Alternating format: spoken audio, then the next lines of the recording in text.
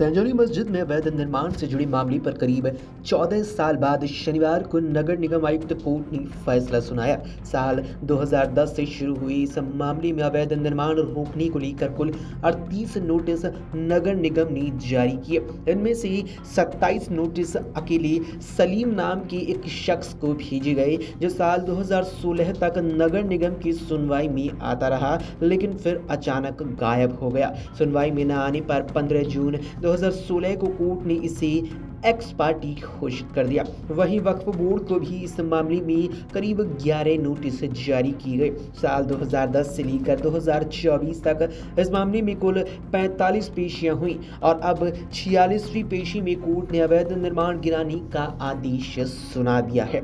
मस्जिद में अवैध निर्माण होने की शिकायत 31 मार्च 2010 को नगर निगम को मिली थी। इस पर 3 मई 2010 को निगम ने पहला नोटिस जारी कर काम रोकने के आदेश दिए। ये नोटिस सलीम को जारी किया गया था। वहीं 2 दिसंबर 2010 को वक्फ बोर्ड ने मुख्य कार्यकारी अधिकारी को भी नोटिस जारी कर दिया था। 2011 में भी कई नोटिस जारी किए गए।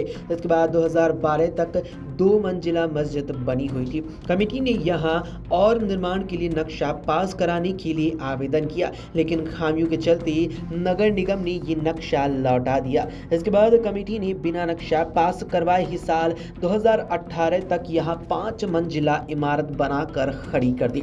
इस मामले में कुल 46 बार आयुक्त कोर्ट में सुनवाई हुई। हर बार फैसला आगे टलता गया। वहीं नगर निगम के वर्तमान आयुक्त भूपेंद्र अत्री के पास पिछले 1 साल की अवधि में इस मामले पर कुल 4 बार ही सुनवाई हुई। चौथी ही सुनवाई में आयुक्त ने सभी पहलुओं को जानने के बाद अवैध निर्माण गिराने का फैसला सुना दिया। इस फैसले से मस्जिद कमेटी समेत बाकी पक्ष भी संतुष्ट हैं। अत्री की तैनाती के बाद शहर में अवैध निर्माण से जुड़े करीब 1400 मामलों की सुनवाई में तेजी आई है। इससे अवैध निर्माण के मामले भी अब कम देखने को मिलने वाले हैं।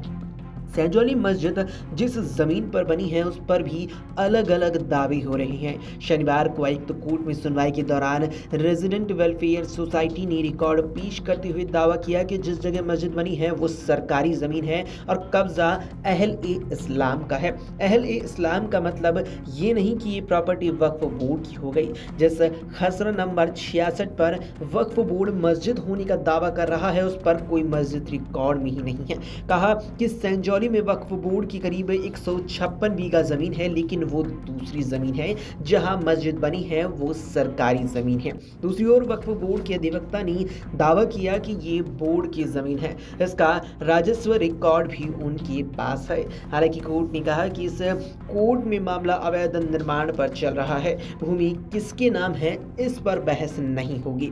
मस्जिद के अंदर होने वाली बाकी गतिविधियों पर भी कोर्ट में बहस नहीं हो सकती।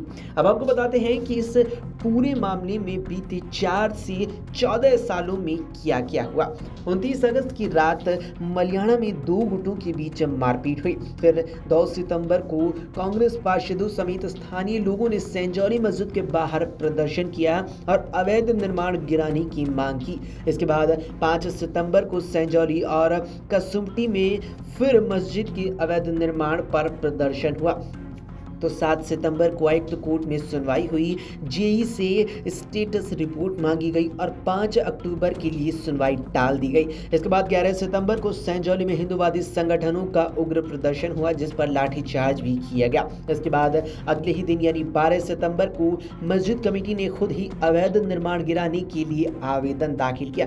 तो 13 को वक्फ बोर्ड ने कमेटी के आवेदन पर अपनी सहमति भी दर्ज कर दी। इसके बाद 23 सितंबर को शिमला आए एआईएमआईएम नेता शोएब जमाई ने मामले को हाईकोर्ट में चुनौती देने का वीडियो वायरल कर दिया। तो फिर 23 सितंबर को ही मस्जिद कमेटी ने शोएब के बयानों से किनारा कर लिया और फिर जाकर के बीती 5 अक्टूबर को नगर निगम आयुक्त कोर्ट ने फैसला सुनाते हुए मस्जिद में बने अवैध निर्माण को गिराने का वक्फ बोर्ड को आदेश दे दिया है।